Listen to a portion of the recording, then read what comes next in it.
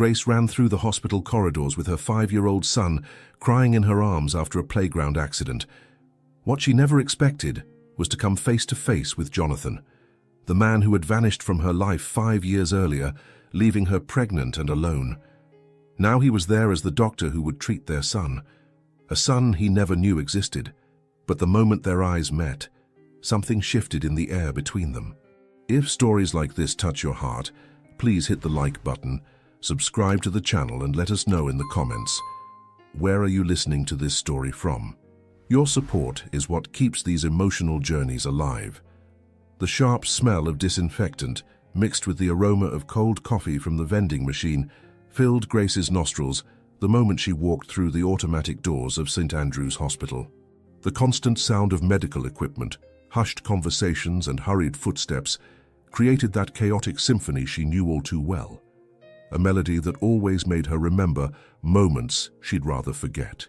Ben was crying softly against her neck, his small hands clutching tightly to her blouse, while Grace felt the weight of her 5-year-old son in her arms beginning to strain her muscles. But the physical pain was nothing compared to the anguish growing in her chest with each step she took toward the reception desk. "It's okay, sweetheart. Mommy's here. You're safe," Grace murmured in her son's ear, her voice filled with a tenderness that contrasted with the whirlwind of emotions she felt inside. "The doctor is going to take care of you, and soon we'll be home watching your favorite cartoons." The receptionist, a robust middle-aged woman with thick-rimmed glasses hanging from her neck on a gold chain, looked up with tired eyes from her computer monitor. Her red-painted nails clicked against the keyboard as she assessed the situation with the experienced gaze of someone who had seen it all in that emergency room. "What happened to the little one?" she asked, her voice professional but not without kindness. Grace took a deep breath, trying to organize her thoughts. "He fell at the school playground during recess. He slipped off the seesaw and hit his right arm on the ground. He's complaining of a lot of pain and can barely move it," she explained, adjusting Ben in her arms to show the injury site. "His teacher said he cried a lot when it happened, and I'm worried it might be a fracture. I understand. We'll put him on pediatric priority," said the receptionist, quickly typing the information into the system. "Doctor Carter is available in the children's wing. He's one of our best pediatric orthopedists." While they filled out the basic paperwork, Grace observed the surroundings. The emergency room was moderately busy for a Thursday afternoon. Some families were waiting in blue plastic chairs, small children played with educational toys in a designated area, and the TV suspended from the ceiling was broadcasting a children's program at low volume. "Benjamin Hayes," called a tall nurse with grey hair pulled back in a perfect bun and a welcoming smile that immediately reassured Grace. Her name tag read, "Sandra, head nurse." "That's us," Grace responded, standing up with Ben still in her arms.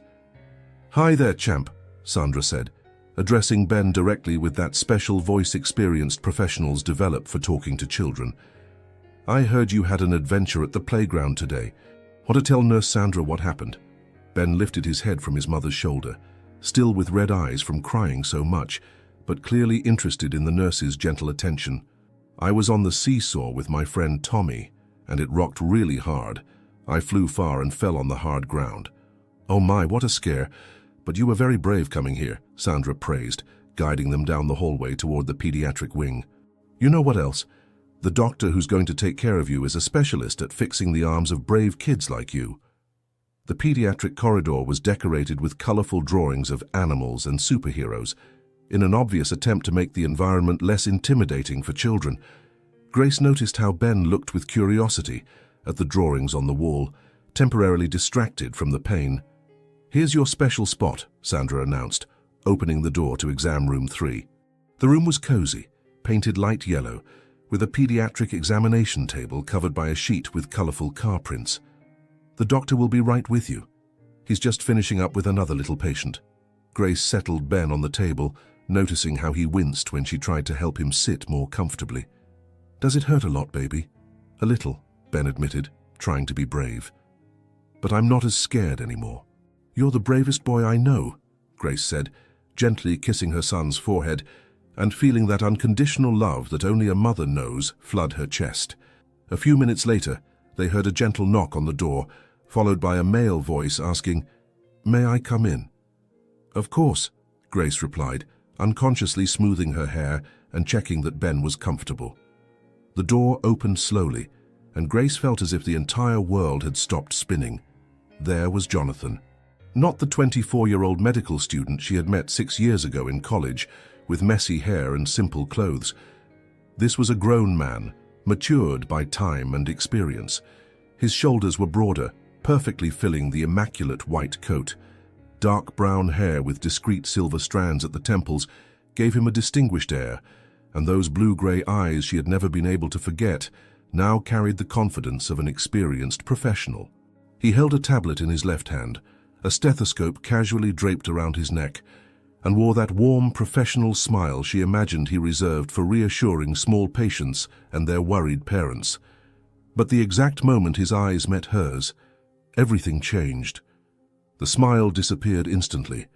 The tablet nearly slipped from his hands. His eyes widened in pure, absolute shock, and for a moment that seemed to stretch into eternity, they both were completely frozen, trapped in a dimension where time had simply ceased to exist. Grace. The voice came out as a hoarse whisper, loaded with disbelief, recognition, and a complex mixture of emotions she couldn't completely decipher. She felt her legs go weak, as if the floor had turned to jelly. 5 years.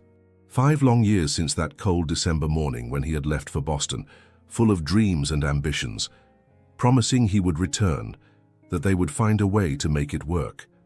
5 years since she had discovered she was pregnant and tried desperately to contact him, only to find out he had changed his phone number, his address, his life, without leaving any trace of how to find him.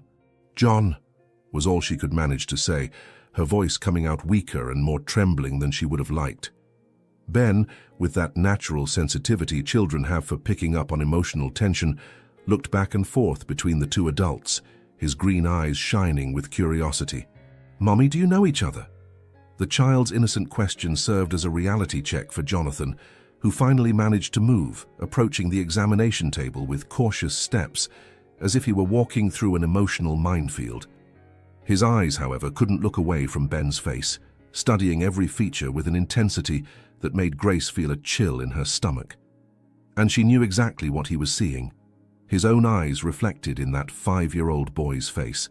Jonathan forced himself to breathe deeply and regain his professional composure, even though he felt as if a hurricane had just devastated his entire inner world. He had been trained to handle medical emergencies, life or death situations, but nothing in his training had prepared him for this moment. "Hi there, champ," he said, addressing Ben with a voice that managed to sound surprisingly steady. "I heard you had an adventure at the playground today. That must have been pretty scary." Ben nodded gravely, as if he were reporting an event of extreme importance. "It was. I flew really far from the seesaw and made a huge noise when I hit the ground. The school lady got really worried." "I bet she did," Jonathan agreed, approaching the examination table and beginning his initial visual assessment. "Do you remember exactly how you fell? Which part of your body hit first?" While Ben detailed the accident with the seriousness of a child trying to be helpful, Jonathan couldn't stop observing him. It was impossible not to notice. The eyes were identical to his own. Not just the blue-green color, but the almond shape, the way they sparkled when he spoke, even the small golden speck in the left iris that Jonathan saw in the mirror every day. The face shape was also familiar. The square jaw that would become more pronounced with age, the straight nose, the way one eyebrow arched slightly higher than the other when he was concentrating. It was like looking at a miniature version of himself. "I'm going to examine your arm now, Ben. It might hurt a little bit, but I'll be very careful, okay?" Jonathan said, his hands trembling almost imperceptibly as he began the gentle palpation. "Okay," Ben replied confidently. "You seem like a nice doctor." "Thanks, buddy," Jonathan murmured, trying to focus on the physical examination while his mind worked at maximum speed, calculating dates, trying to fit pieces of a puzzle he didn't even know existed. Grace remained silent, watching the interaction between the two with a mixture of fascination and terror. She could see Jonathan making the same mental calculations she had done 1,000 times over the past 5 years. She could pinpoint the exact moment when the pieces began falling into place in his mind. "How old are you, Ben?" Jonathan asked casually, while carefully testing the range of motion in the injured arm. "5. I'm turning 6 in March, Ben replied proudly. My mom said I'm going to have a party with chocolate cake and everything. Jonathan paused. March. He had left in May, almost 6 years ago, which meant that he looked up at Grace, and she saw the slow but inevitable realization taking shape in his expression. His pupils dilated slightly, his breathing became faster, and she noticed the jaw muscle tensing. Grace, he said quietly, can I speak with you in the hallway for a moment? Ben, you can stay here looking at these drawings on the wall, okay? I'll be right back. Ben waved absent-mindedly, interested in a colorful poster about hand-washing that featured cartoon characters. In the hallway, Jonathan gently closed the door and turned to Grace. His expression was a storm of emotions: shock, confusion, hope, fear, anger, all mixed together in an intensity she had never seen in him before. Grace, I need to ask you something, and I need you to be honest with me. His voice was controlled, but she could feel the tension behind every word. Is Ben my son? The silence that followed was deafening. Grace felt as if she was standing on the edge of a cliff, knowing that her next word would change everything forever. She had rehearsed this moment thousands of times in her mind, imagined different scenarios, different ways to tell the truth. But she had never imagined it would happen like this in a hospital corridor with her injured son just a few feet away. Yes, she finally whispered, the word coming out like a sigh carrying 5 years of secrets. Ben is your son, John. Jonathan stepped back as if he had been punched in the stomach. He leaned against the wall, one hand running through his hair in a gesture Grace recognized as his habit when he was extremely stressed. My son, he repeated, as if testing how the words sounded. I have a son. Ben is my son. John, I can explain. 5 years, he interrupted her, his voice gaining an intensity she had never heard. 5 years, Grace. He's 5 years old, and I didn't know. You never told me. I tried, Grace exploded, feeling all the pain and frustration of those years coming to the surface. You think it was easy for me? When I found out I was pregnant, I tried calling you dozens of times. Your phone was disconnected. I tried to find you in Boston, but nobody knew where you were. You just disappeared from my life. I changed my phone when I got there because it was expensive to keep the plan from here. I thought you had the hospital number where I was doing my residency, he said, running his hands over his face. Grace, if I had known you were pregnant. What would you have done? She asked, her own emotions finally overflowing. Would you have given up your dreams of being a doctor? Would you have come back here and built a family you weren't ready for? I don't know, he shouted, then immediately lowered his voice, remembering where they were. I don't know what I would have done, but I would have done something. He's my son, Grace, my son. Tears began rolling down Grace's face. You think it was easy raising a baby alone? Working 2 jobs to pay for diapers and babysitters? Waking up alone every night when he was sick? Explaining to him why he doesn't have a father like the other kids? Jonathan watched her cry, and she saw his anger slowly being replaced by something more complex, a mixture of regret, pain, and a tenderness she knew well. What did you tell him? About me? Grace wiped her tears with the back of her hand. I told him his daddy had to travel very far away because of work, and that maybe someday he'd come back. I never wanted him to hate you, John, even after everything. Grace, he began, slowly approaching her. No, she interrupted him, stepping away. We can't do this here. Ben is hurt and scared. He needs our care right now, not our drama. Jonathan nodded, clearly trying to pull himself together. You're right. Let's take care of Ben first. But Grace, this isn't over. We need to talk. About everything.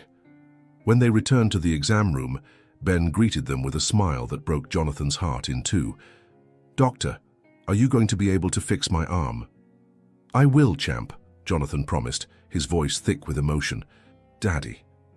I mean, the doctor is going to take very good care of you. Grace froze when she heard the slip, but Ben didn't seem to notice anything unusual.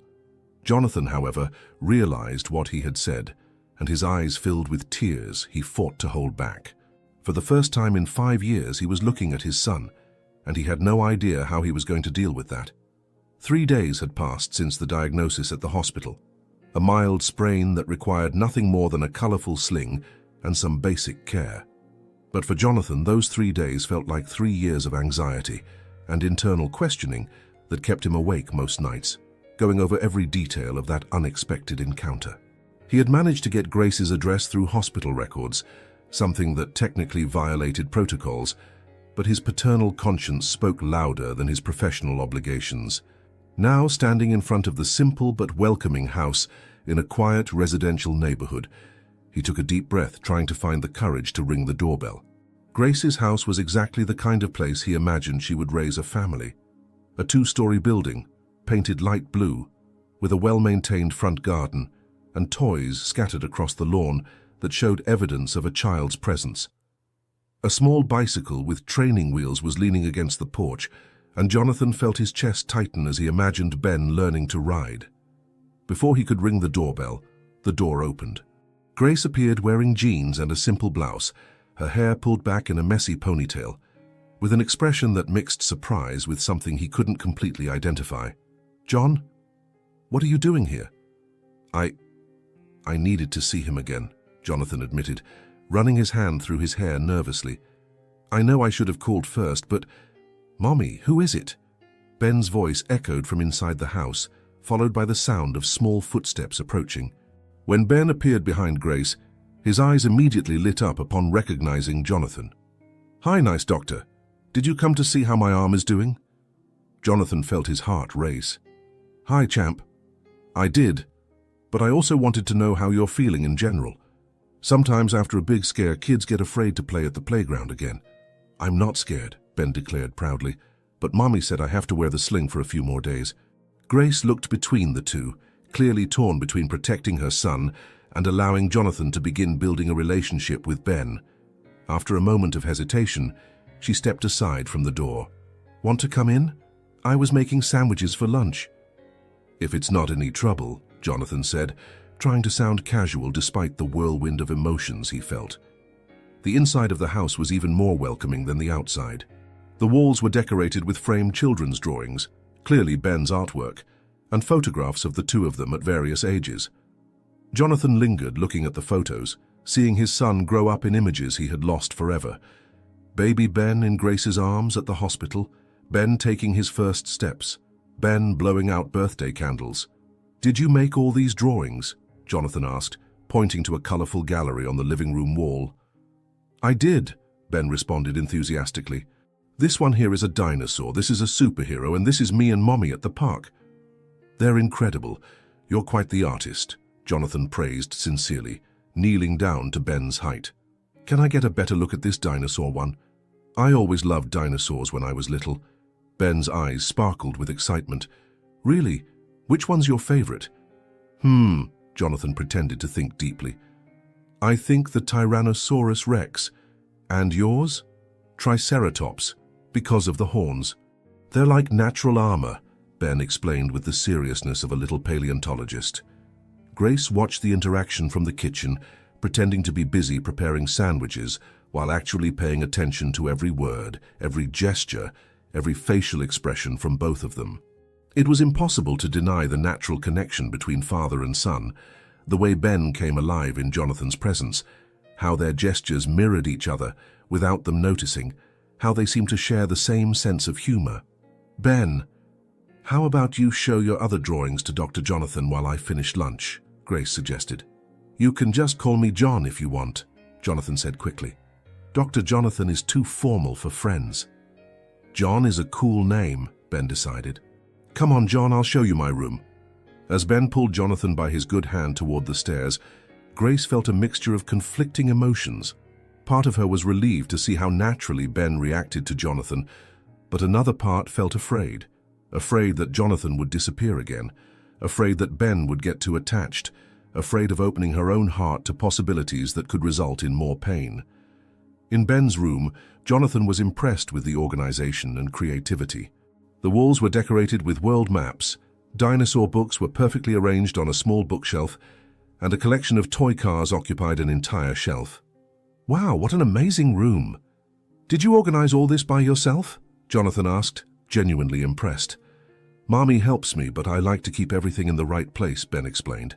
"She always says that an organized place helps keep your mind organized too." Jonathan smiled. It was exactly the kind of philosophy Grace had always valued: practical but with substance. "Can I tell you a secret?" Ben said, lowering his voice conspiratorially. "Of course," Jonathan replied, leaning in to hear better. "Sometimes I dream that my dad comes back from his trip and comes to play with me. Mommy says he had to go very far away because of work, but that maybe someday he'll come back." Jonathan felt as if someone had squeezed his heart tightly. "And how would you feel if he came back?" Ben thought for a moment, his little green eyes, so similar to Jonathan's, lighting up. "I'd be really happy. I could teach him all the games I learned, and we could play soccer in the backyard, and I could show him how I can ride a bike now." "I'm sure he'd be very proud of you," Jonathan said, his voice thick with emotion. "You think so? Even though I'm still little? Especially because you're little. Parents are proud of their children no matter what age they are." When they came down for lunch, Grace had prepared ham and cheese sandwiches, apparently Ben's favorite, and fresh orange juice. The meal went surprisingly well, with Ben telling stories about school and asking curious questions about Jonathan's work at the hospital. "John, have you ever saved someone's life?" Ben asked, his eyes wide with admiration. "A few times," Jonathan replied modestly. "But you know what I discovered? Sometimes people also save our lives without even knowing it." Ben tilted his head, curious. "How so?" Jonathan looked at Grace before answering. "Sometimes meeting special people makes us want to be better people. That's also a way of saving a life." Grace felt her cheeks flush and looked away, but not before Jonathan noticed the small smile she tried to hide. When it was time for Jonathan to leave, Ben hugged him spontaneously, something that surprised all three of them. "Can you come back tomorrow?" Ben asked hopefully. Jonathan looked at Grace, who nodded almost imperceptibly. "If your mum lets me, I'd love to come back." "She will," Ben declared confidently. "Mommy likes nice people and you're nice." As Jonathan headed to his car, he heard Ben shout from the door, "Bye, John, dream about dinosaurs." And for the first time in 5 years, Jonathan knew he would have good dreams. Caroline Whitmore had always been used to getting everything she wanted. Daughter of Dr. Richard Whitmore, director of St. Andrew's Hospital, she had grown up in a bubble of privilege where her last name opened doors and her calculating blonde beauty closed deals. At 32, she was a successful lawyer who saw Jonathan Carter not just as a boyfriend, but as the perfect trophy to complete her carefully planned life. Until 3 weeks ago, everything was going perfectly. Jonathan was totally focused on his career, showed genuine interest in their wedding plans for the following year, and she had already begun dreaming of the perfect ceremony that would be featured in the city's society columns. But then something changed. First there were the unanswered phone calls, then dinners cancelled at the last minute with vague excuses about complex cases at the hospital, and more recently that distant look he carried as if his mind was constantly somewhere else. Caroline had learned early on that information was power, so it wasn't hard to discover what was happening. A few strategic questions to gossipy nurses, a discreet look at medical records that crossed her father's desk, and she had all the pieces of the puzzle. Grace Hayes, a 28-year-old woman, nurse at a community clinic, single mother of a 5-year-old boy named Benjamin, and apparently the ghost from the past that had returned to haunt her perfect life. That Tuesday, Caroline decided to make an unannounced visit to Jonathan's office. She arrived at the hospital wearing her favorite navy blue dress, the one that highlighted her eyes and always caught men's attention, carrying a bag with homemade lunch from the city's most expensive restaurant. "Surprise," she announced, entering the office with her most radiant smile. Jonathan looked up from the charts he was reviewing, and Caroline immediately noticed something was different. He didn't smile back with his usual enthusiasm, didn't get up to kiss her, didn't even seem genuinely happy to see her. "Caroline, what are you doing here?" he asked, sounding more tired than surprised. "I brought lunch for both of us," she said, trying to maintain a cheerful tone while internally beginning to feel the first pang of irritation. "I thought we could talk. I feel like you've been distant lately." Jonathan sighed, closing the folder he was analyzing. "Sorry, Care. I've been worried about some cases." "What cases?" she insisted, placing the bag on the table and approaching him. "You know you can talk to me about anything." There was a long pause, and Caroline saw something cross Jonathan's face. Hesitation, perhaps guilt. definitely discomfort. "It's complicated," he finally said. "Everything in medicine is complicated, John, but you never had problems sharing difficult cases with me before." Caroline sat in the chair across from his desk, crossing her legs elegantly. "Unless it's not really about medicine."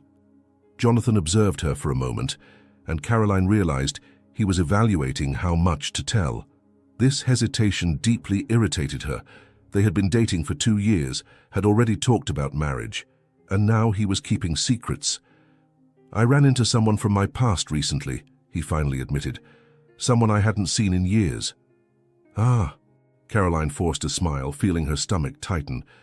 "And this person is causing complications." "You could say that." Caroline waited for him to elaborate, but Jonathan simply returned to looking at the papers on his desk. The message was clear. The conversation had come to an end. "Well," she said, standing up with the grace learned from years of etiquette classes, "I hope you resolve this situation soon. We have the hospital benefit dinner on Saturday, and I've already confirmed our attendance." "Of course," Jonathan murmured, clearly not paying attention. Caroline left the office with a forced smile plastered on her face, but inside a storm was forming. She hadn't gotten where she was by letting other women steal what was hers. If Jonathan thought he could simply ignore her because of some desperate ex-girlfriend, he was very mistaken. That night, Caroline made some strategic calls. As the hospital director's daughter, and a respected lawyer in the city, she had contacts at various institutions, including the Department of Social Services. Some careful questions, some subtle suggestions, and she obtained detailed information about Grace Hayes and her son, single mother, working as a nurse at a clinic with limited financial resources, living in a modest house in a lower middle-class neighborhood, no history of legal problems, but also without a solid financial support network. It was the perfect profile for what Caroline had in mind. The plan was elegant in its simplicity. Caroline knew several people in the child protection system, including Margaret Foster, an ambitious social worker who owed some favors to the Whitmore family. It would be easy to plant some seeds of doubt about Grace's ability to adequately care for her son. Caroline spent the next 2 days carefully building her narrative. She documented Jonathan's visits to Grace's house, information obtained through a discreet private investigator. She photographed the neighborhood, highlighting aspects that could be interpreted as inadequate for a child. And most importantly, she created a detailed report alleging that she had witnessed concerning behaviors. The report was a masterpiece of subtle manipulation. Caroline claimed to have seen the child playing alone in the yard without adequate supervision. She mentioned concerns observed by neighbors about the mother's financial ability to provide adequate medical care. She included unconfirmed reports about the child frequently staying with different babysitters while the mother worked long shifts. Nothing in the report was technically false, but everything was presented in a way that painted Grace as a negligent and potentially inadequate mother. And most brilliant, Caroline presented herself as a concerned citizen who had discovered the situation through her volunteer work with children's charity organizations. Friday morning, Caroline personally delivered the complete report to Margaret Foster, along with a generous donation to the county's child protection program. "I hate having to do this," Caroline said, simulating perfect reluctance. "But when it comes to a child's safety, we can't ignore warning signs." Margaret leafed through the report with growing interest. "Are you certain about these observations?" "Unfortunately, yes," Caroline sighed, "and I'm willing to testify about everything I witnessed if necessary." "Well, this definitely justifies an investigation," Margaret declared. "I'll personally ensure this case receives immediate attention." When Caroline left the Department of Social Services office, she allowed herself a small smile of satisfaction. Grace Hayes had no idea what was coming her way, and Jonathan would soon discover that some battles simply weren't worth fighting. After all, Caroline Whitmore always got what she wanted, and what she wanted was her perfect life back, without interference from inconvenient ghosts from the past. The report would arrive at Grace's house Monday morning, brought by social workers armed with legal authority to investigate allegations of child neglect. And Caroline would be there with open arms to console him when everything fell apart, because in the end, people always returned to where they felt safe. and Caroline intended to be the only safe place left in Jonathan's life. It was a grey Monday morning in October when Grace heard the doorbell ring at 9 o'clock. Ben was at school. She had just gotten home from her night shift at the clinic, and all she wanted was to take a hot shower and sleep a few hours before picking up her son. The last thing she expected to see when she opened the door were two people in dark suits holding official folders and serious expressions. "Grace Hayes?" asked the older woman, a lady with grey hair and metal-rimmed glasses. "I'm Margaret Foster from the County Department of Social Services. This is my colleague, James Patterson. May we come in? We need to talk with you about your son, Benjamin." Grace's world stopped. Her legs went weak, and she gripped the doorframe, trying to process the words she had just heard. "Social Services, about Ben. There must be some mistake," she said, her voice coming out shaky. "Unfortunately, there's no mistake," Margaret replied with a cold professional tone. "We've received a detailed report about possible neglect in your son's care. We're required by law to investigate all reports involving the welfare of minors." Grace felt like she'd been punched in the stomach. "Neglect? What do you mean, neglect? I love my son more than anything in this world." "May we come in, Mrs. Hayes? It would be better to talk in private," insisted James Patterson, a tall man with an austere appearance. With trembling legs, Grace led them to the living room, her mind racing in circles trying to understand what was happening. The house was spotless, as always. She made sure to keep everything organized, not just for Ben, but because her mother had always taught her that a clean home reflected dignity, no matter how much money you had. Margaret pulled a thick file from her folder and began reading it. "According to the report we received, there are several concerns about Benjamin's living conditions and your supervision capacity." "What kind of concerns?" Grace asked, feeling growing anger mixed with fear.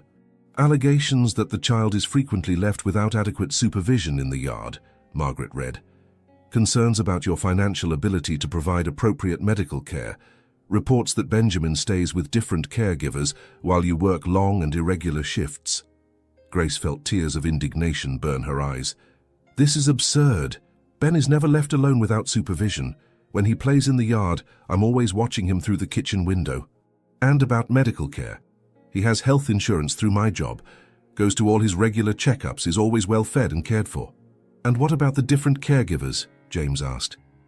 "Ben stays with Mrs. Rodriguez, our neighbor, when I need to work nights.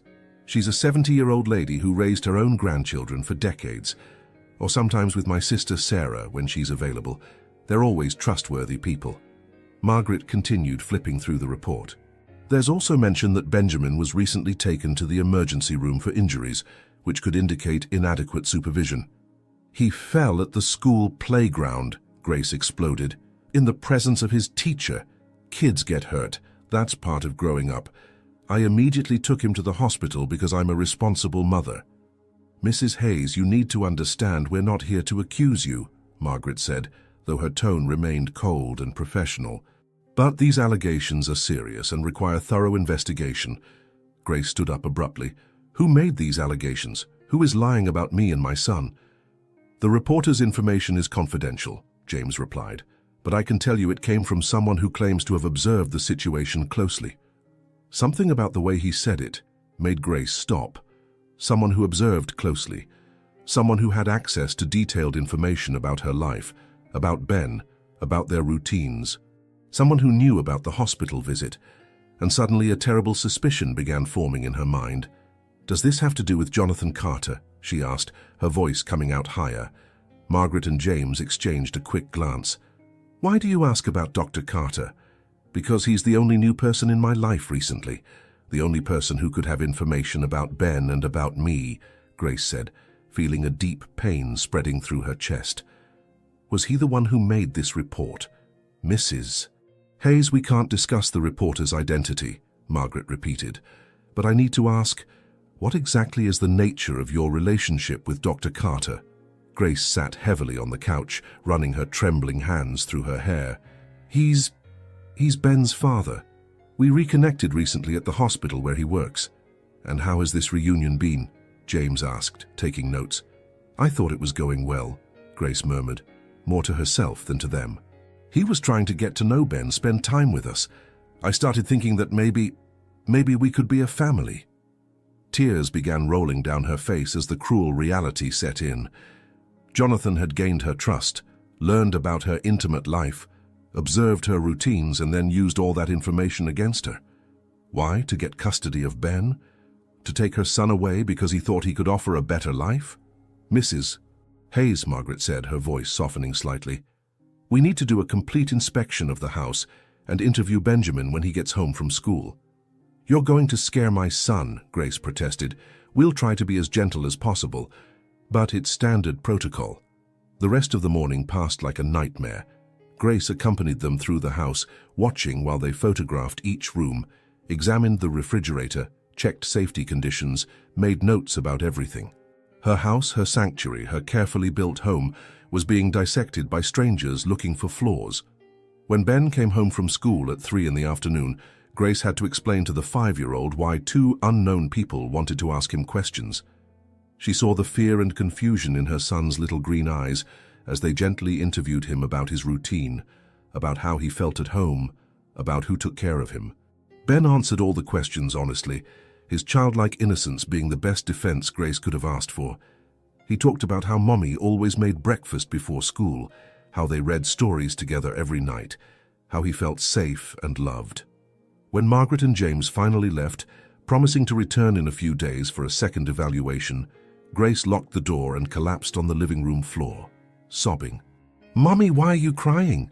Ben asked, approaching and touching her face with his little hands. "Mommy is just a little sad, baby," she said, pulling him into a desperate hug. "But it will pass. Was it because of those people? Were they mean?" "No, sweetheart. They were just doing their job." But Grace knew who was really to blame. And as she rocked Ben to sleep that night, she made a promise to herself. If Jonathan Carter wanted a custody war over her son, he would have one. But first, she needed to protect Ben from any additional harm. And that meant Jonathan Carter would never set foot in her house or Ben's life again. "If your presence puts my son at risk," she whispered in the dark, "then you better not come back." Jonathan was reviewing charts in his office when he received the call that would change everything. It was Grace, and for the first time since they had reconnected, her voice was loaded with a cutting coldness he had never heard before. "Congratulations, Jonathan," she said, skipping any greeting. "You got what you wanted." "Grace, what are you talking about?" he asked, immediately sensing that something was terribly wrong. "Don't pretend you don't know," she replied, her voice trembling with contained rage. "The Department of Social Services was here today. It seems someone made very detailed allegations about my ability to care for Ben." Jonathan felt his blood freeze. "What? Grace, I don't know anything about this." "Of course you don't," she said with bitter sarcasm. "It's just a coincidence that after weeks of you observing my house, my routine, my financial limitations, suddenly a detailed report about child neglect appears." "Grace, you have to listen to me." "No," she screamed, and Jonathan could hear that she was crying. "I don't have to listen to anything. I trusted you. I let my son get attached to you. I started believing that maybe we could be a family. And you used all of that against me." The line went dead, and Jonathan stared at the phone in absolute shock. Someone had reported Grace to social services. Who could have done such a thing? And why did Grace think it was him? He spent the rest of the day trying to call her, but all calls went straight to voicemail. When he tried to go to her house after work, he found all the curtains closed and no one answered the door, though he was sure she was inside. That night, Jonathan could barely sleep. His mind worked frantically, trying to understand who could have an interest in harming Grace. And then a terrible possibility began forming in his thoughts: Caroline. In the following days, Jonathan began paying more attention to details around him. Caroline had been strangely absent since the previous week, cancelling dates with vague excuses. When they were together, she made subtle questions about how that complicated situation was going that he had mentioned. And there was something in her eyes, a barely disguised satisfaction, that began to deeply disturb Jonathan. On Wednesday, he decided to test his suspicions. "Caroline," he said during dinner at an elegant restaurant she had chosen, "do you remember when I mentioned I had run into someone from my past?" She stopped chewing for a moment, her blue eyes becoming slightly more alert. "Vaguely." "Why?" "Well, the situation got even more complicated. The person is facing some problems with the Department of Social Services, Jonathan said, carefully observing her reaction. Caroline put down her fork, and Jonathan caught a flash of something, satisfaction, cross her face before she assumed an expression of fake concern. "Oh no, how terrible," she said, but her voice sounded rehearsed. "What kind of problems?" "Allegations of child neglect," Jonathan replied, his eyes fixed on her face. Caroline made a disapproving sound with her tongue. "Well, if there are allegations like that, there's probably a good reason. The child protection system doesn't make accusations lightly." The coldness in her voice confirmed all of Jonathan's suspicions. "How do you know so much about the child protection system?"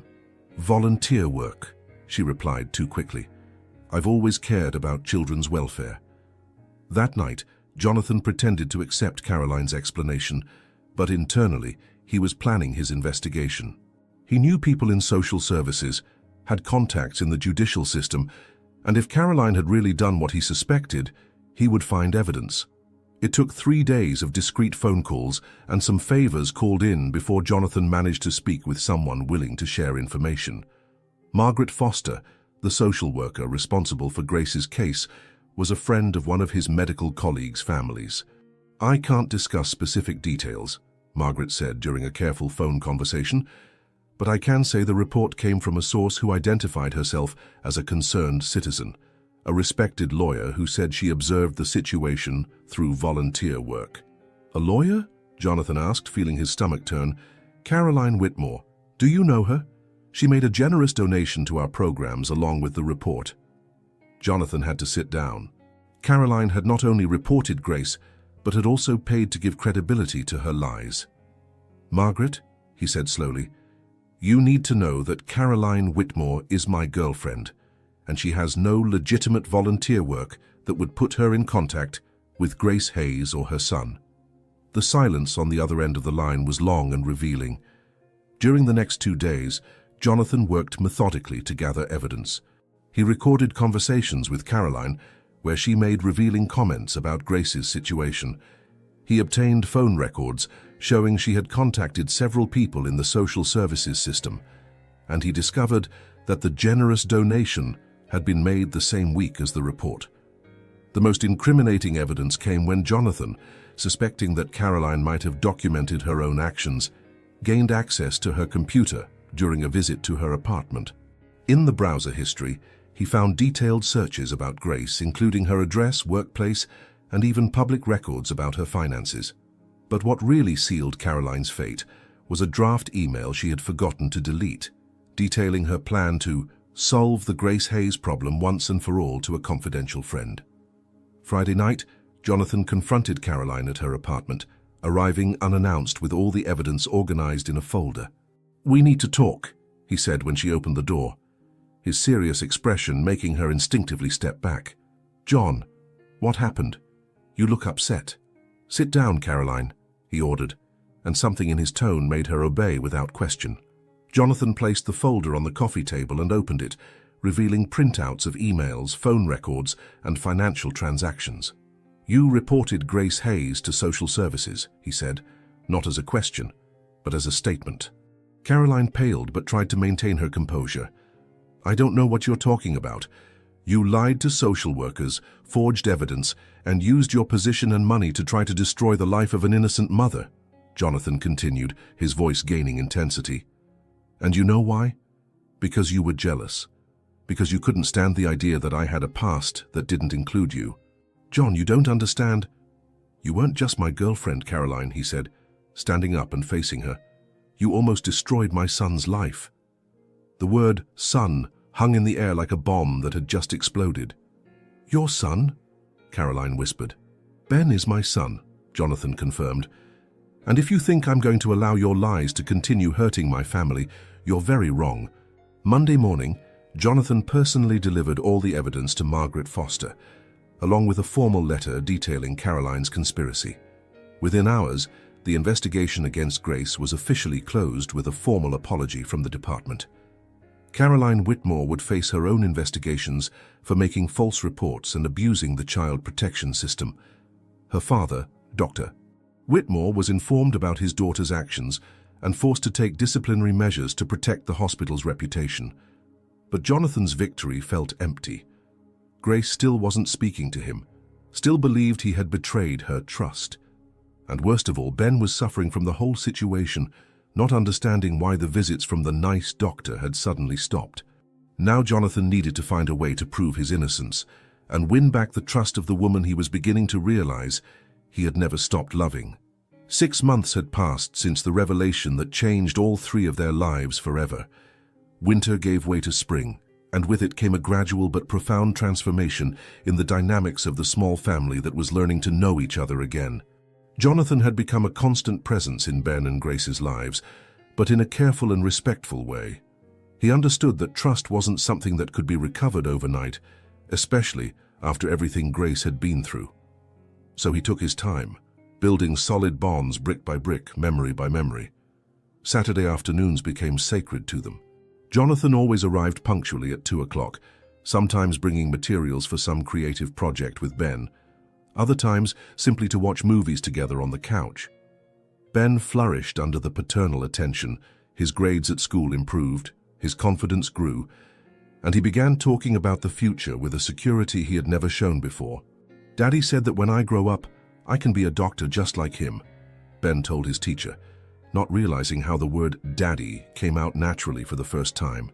Grace observed these changes with a mixture of joy and apprehension. Part of her melted seeing her son finally having the father figure he had always wanted, but another part still held fear that Jonathan might disappear again, fear of allowing herself to love again, only to be abandoned once more. Jonathan, in turn, was going through his own transformation. For the first time in his adult life, he wasn't thinking only about his career. His priorities had changed completely. He began refusing extra weekend shifts, delegated administrative responsibilities to colleagues, and even considered a job offer at a smaller clinic in town, something that would give him more predictable and flexible hours. "Are you sure about this?" Grace asked one afternoon while Ben played in the backyard and they had coffee on the porch. "Working at St. Andrews has always been your dream." "My dreams have changed," Jonathan replied simply. "Or maybe I've discovered dreams I didn't even know I had." It was that afternoon that Grace realized something had changed inside her too. Watching Jonathan push Ben on the swing he had installed himself in the backyard tree, seeing how the two laughed together, she felt something she hadn't allowed herself to feel in a long time. Hope that maybe, just maybe, they really could be a true family. The following weeks brought growing intimacy between Grace and Jonathan. It wasn't just the rediscovery of physical attraction, though that was certainly there, pulsing beneath the surface of every conversation, every prolonged look, every accidental touch. It was something deeper, the understanding that they had become different people over the years, but people who complemented each other in ways they had never experienced when they were young. "Do you remember how impatient we were when we were young?" Grace said one night while they washed dishes together after dinner. "We wanted everything immediately. And now we understand that the best things take time to build," Jonathan replied, his fingers brushing hers as he dried the plate she had just washed. It was at that moment that Grace turned to him, water still dripping from her hands, and Jonathan saw something in her eyes that made him stop breathing. "John," she said quietly.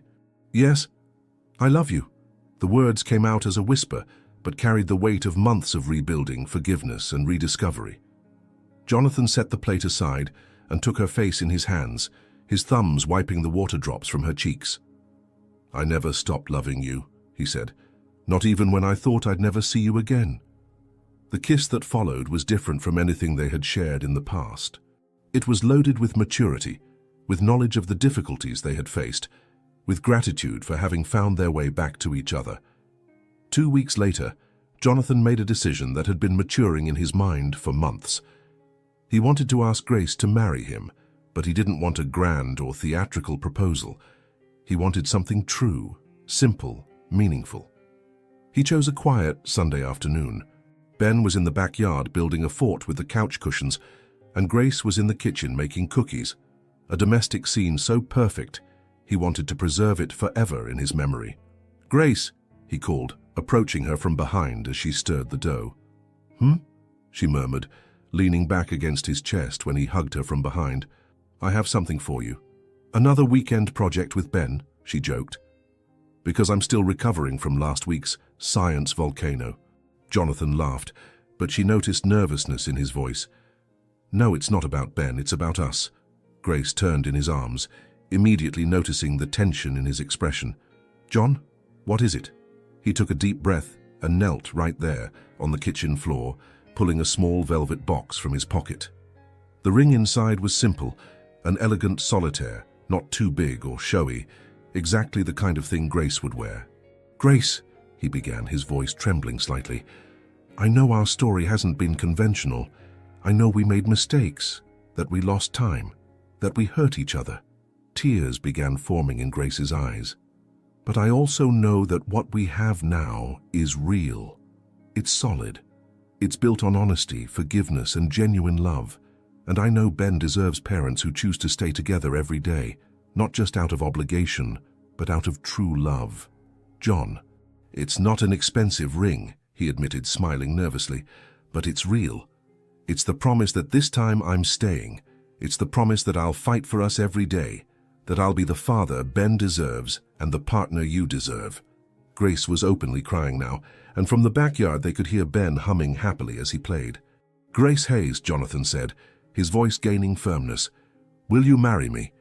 Yes, she whispered, then louder. Yes, of course, yes.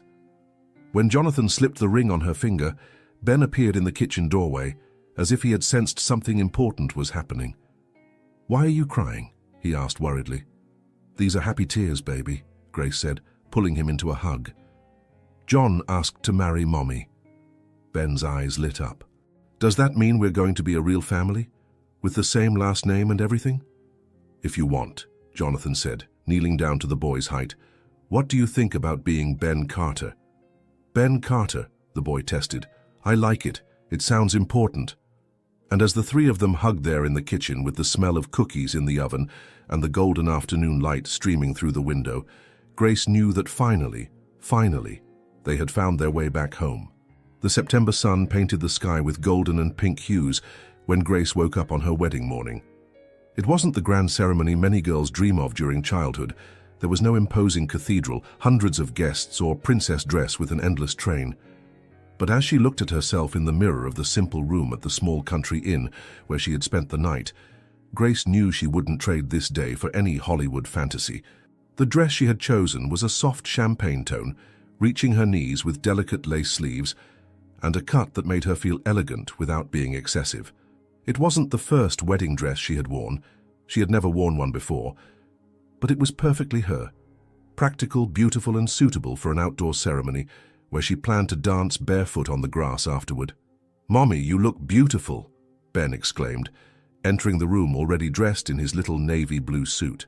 He was carrying a small satin pillow where the rings were sewn on, a responsibility he took with the seriousness of a presidential mission. Thank you, sweetheart, Grace said, kneeling down to adjust his tie. Are you ready to be our official ring bearer? Super ready, Ben replied proudly. I practiced the walk like 1,000 times, and Daddy said I'm the most important man at the wedding after him. Grace smiled, hearing how naturally Ben alternated between calling Jonathan John and Daddy, depending on the situation. The boy was still getting used to the idea of having an official father, but the transition had been surprisingly smooth. An hour later, they were at Willowbrook Farm, a rustic property about 40 minutes from the city that Grace had chosen precisely for its welcoming simplicity. The location was perfect, a green lawn surrounded by ancient oak trees, with a stunning view of the mountains in the background. Simple wooden chairs were arranged in a semicircle, decorated only with white ribbons and small arrangements of wildflowers. The guests were only the most important people in their lives: Sarah, Grace's sister, who would serve as maid of honor, Dr. Martinez, Jonathan's mentor during medical residency, and his best man, Mrs. Rodriguez, the dear neighbor who had taken care of Ben so many times, some close colleagues from the hospital, and the closest friends who had followed their journeys over the years. Jonathan waited at the improvised altar under an arch of intertwined branches, wearing a light gray suit that Grace had helped choose. His hands were visibly nervous. He rubbed them against each other repeatedly, but his face radiated a joy Grace had never seen before. Beside him stood Ben, who waved enthusiastically when he saw his mother appear at the back of the lawn. The music began, a soft instrumental version of At Last, played by a local guitarist, and Grace began her walk down the petal carpet that Sarah had scattered minutes before. She didn't have a father to walk her down the aisle, but she didn't miss it. She had made this journey alone for so long that it seemed appropriate that she would also arrive at the altar on her own. But when she was halfway there, Ben ran from his position next to Jonathan and ran to meet her. "Can I walk with you, Mummy?" he asked, extending his little arm. Grace felt tears forming in her eyes. "Of course you can, my love." And so, mother and son walked together toward the man who would complete their family, Ben carefully holding the ring pillow in one hand and his mother's arm in the other. When they finally reached the altar, Jonathan extended his hand to Grace, but first knelt down to Ben's height. "Thank you for taking such good care of your mother all these years," he said quietly, just for the boy to hear. "Now we're going to take care of her together, okay?" Ben nodded solemnly and positioned himself beside them throughout the entire ceremony, as if he were a third groom. The officiant, a retired judge who was a friend of Sarah's family, began the ceremony with simple but meaningful words about love, family, and second chances. But it was the personal vows that really touched everyone's hearts. Grace spoke first, her voice clear and firm. "Jonathan, when I met you so many years ago, we were two different people in a different world. We lost time, made mistakes, hurt each other. But maybe we needed to grow apart to be able to find each other again as the people we are today. You're not just the man I love, you're the father Ben always deserved to have, and the partner I didn't even know I was looking for. I promise to love you on the easy days and the difficult ones, support you in your dreams, and build with you a family based on honesty, forgiveness, and genuine love." Jonathan wiped his eyes before beginning. "Grace, you are the strongest, bravest, and most loving woman I've ever met. You raised an incredible boy practically alone, built a dignified life with your own hands, and still found room in your heart to forgive me and give me a second chance. I can't promise I'll be perfect, but I promise I'll never disappear again. I promise to fight for us every day, be the father Ben deserves, and love you both unconditionally for the rest of my life." When it was time for the rings, Ben approached with the seriousness of someone carrying state secrets. "These are the rings that symbolize that you're going to stay together forever," he asked, loud enough for everyone to hear. "That's right, champ," Jonathan confirmed. "And I can call you Daddy everywhere now?" "Of course you can," Jonathan said, his voice thick with emotion. "Then here are the rings," Ben announced proudly, handing the pillow to the judge. The exchange of rings was accompanied by happy tears from several guests, especially when Jonathan slipped the ring on Grace's finger and whispered, "Forever, this time. Now, by the power vested in me by the state, I pronounce you husband and wife," the judge announced with a warm smile. "Jonathan, you may kiss the bride." But before Jonathan could move, Ben shouted, "And can I hug you both?" The kiss that followed was interrupted by a three-way hug that drew laughter and applause from everyone present. It wasn't the traditional romantic end-of-ceremony kiss, but it was perfect for them. "Now we're officially a family," Ben shouted, his arms still around his parents' necks. "Ben Carter, Grace Carter, and Jonathan Carter." And as the guests stood up applauding and throwing rose petals, the three hugged tighter, knowing that finally, they had found the place where they belonged. The party that followed was simple but joyful, with live music, dancing on the grass, and Ben running among the guests proudly announcing, "These are my parents, they got married today." When the sun began to set, Jonathan took Grace and Ben in his arms for one last photo, and Grace knew this was exactly the happy ending she had always dreamed of. Not perfect, but real, built on solid foundations of love, forgiveness, and hope. 6 months after the wedding, the Carter family's life had found a perfect rhythm that none of them could have imagined during the turbulent days of the past. The house that once belonged only to Grace and Ben now breathed with the presence of a complete family. Jonathan's work shoes organized next to Ben's small sneakers at the entrance, family photographs scattered across the walls, and the constant sound of laughter echoing through the rooms. It was a typical March morning when Grace woke up to the aroma of pancakes coming from the kitchen. Going downstairs in pajamas and messy hair, she found the scene that had become one of her favorites. Jonathan wearing an apron, teaching Ben how to flip pancakes on the stove, both covered in flour and laughing. "Daddy, mine came out crooked," Ben complained, looking at the deformed pancake in the pan.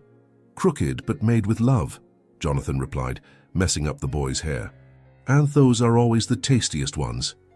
"Good morning, family," Grace said, approaching to kiss Ben on the head first, and then Jonathan on the lips.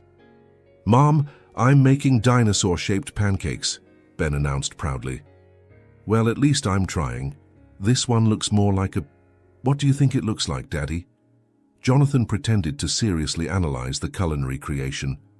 "Definitely a brachiosaurus. See the long neck here." Grace laughed, observing how Jonathan always found a way to turn even Ben's failures into something special and encouraging. It was one of the things that most impressed her about how he had completely embraced fatherhood, not just the easy and fun moments, but also the constant patience that being a father required. "And what time do you need to leave today?" Grace asked, serving orange juice for all three. "Not too early," Jonathan replied with a smile that still surprised her. One of the advantages of Willow Creek Medical Center is that they really respect work-life balance. 3 months ago, Jonathan had made a decision that initially worried Grace. He had left the prestigious St. Andrew's Hospital to accept a position at a smaller medical clinic in town. The salary was lower, the prestige too, but the hours were predictable. Weekends were free and he could be present for all the important things in Ben's life: soccer games, school presentations, and simply family dinners. "Are you sure you don't regret it?" Grace had asked during the first week at the new job. "Grace," he replied, pulling her into his arms in the bedroom they now shared, "I spent years thinking my value as a man was tied to my professional success. But I discovered that my true value lies in how many times Ben smiles when he sees me come home, how many stories I can read to him before bedtime, and how many mornings I wake up next to the woman I love." Now, watching Jonathan help Ben serve deformed but lovingly made pancakes, Grace knew he had made the right decision. Breakfast was interrupted by the phone ringing. It was Sarah, Grace's sister, calling with exciting news about the opening of her new craft store. "Tell Aunt Sarah about your science presentation tomorrow," Grace suggested, handing the phone to Ben. "Aunt Sarah, I'm going to present about volcanoes, and Daddy helped me make a model that really explodes. Well, it doesn't really explode, but it makes really cool foam." Grace and Jonathan exchanged an amused look. The science project had consumed their last 2 weeks. Jonathan and Ben working together in the garage every night, testing different combinations of baking soda and vinegar, carefully painting the papier-mâché mountain, and Ben asking scientific questions that sometimes left even Jonathan researching answers. After Ben finished enthusiastically telling Sarah about the volcano, they prepared for another day of family routine. Jonathan would take Ben to school on his way to work, a tradition they both loved, as it gave them time for man-to-man talk, as Ben liked to call it. "Tonight is pizza and movie night," Jonathan reminded, putting Ben's lunchbox in his backpack. "Which movie did you choose?" "Jurassic Park," Ben replied immediately, "but Mommy said it might be too scary." "How about we start with Ice Age?" Grace suggested diplomatically. "It also has dinosaurs, but they're friendlier." "Okay," Ben agreed. "But when I get older, we're going to watch Jurassic Park, right, Daddy?" "Of course, champ, when you're ready."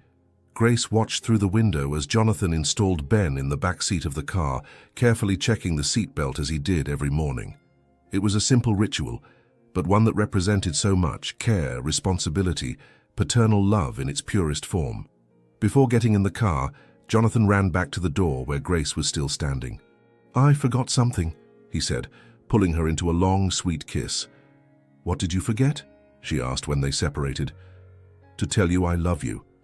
"You said that 5 minutes ago during breakfast," Grace laughed. "Then I'm 5 minutes late to say it again," he replied, kissing her once more before running back to the car.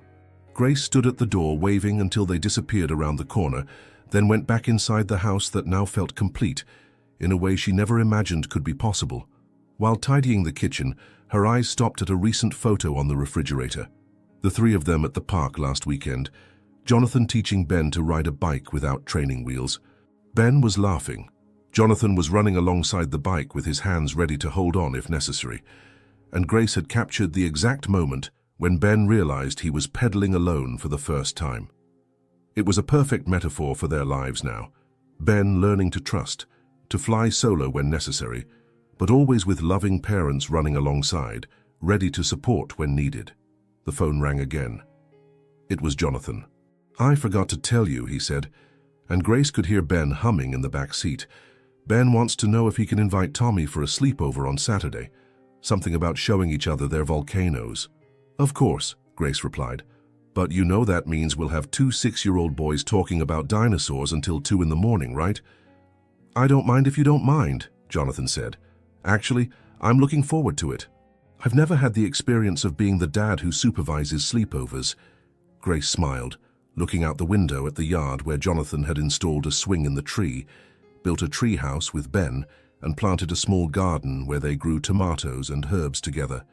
"John," she said quietly. "Yes? I love you too, and thank you." "For what?" Grace thought about everything. For the second chance, for Ben having a father, for her finding a mature and real love, for discovering that happy endings really existed, but weren't like in fairy tales. They were better because they were real. "For staying," she said simply. And actually, maybe this story never had a happy ending. Maybe it was always about a new beginning. In the end, Grace and Jonathan discovered that true love isn't about perfect timing or ideal circumstances. It's about choosing to stay, even when it's difficult. It's about building a family not just with blood, but with forgiveness, patience, and constant presence. Ben gained more than a father. He gained the certainty that real love exists and endures. And perhaps that's the most precious lesson. Sometimes the most winding paths lead us exactly where we need to be. If this story touched you, please hit the like button, subscribe to the channel, and tell us, where are you listening to this message from? Your support is what allows us to continue bringing stories like this.